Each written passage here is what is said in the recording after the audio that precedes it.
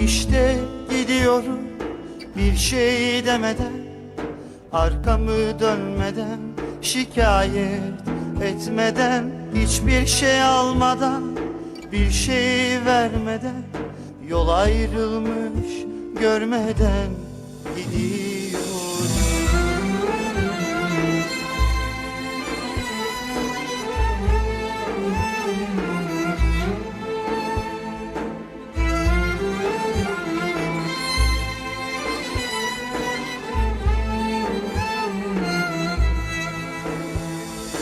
Ne küslük var ne pişmanlık kalbimde, yürüyorum sanki senin yanında.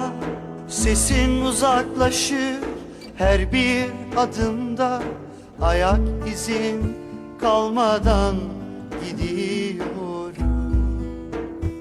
İşte gidiyorum bir şey demeden, arkamı dönmeden, şikayet etmeden, hiçbir şey almadan, bir şey vermeden, yol ayrılmış görmeden gidiyorum.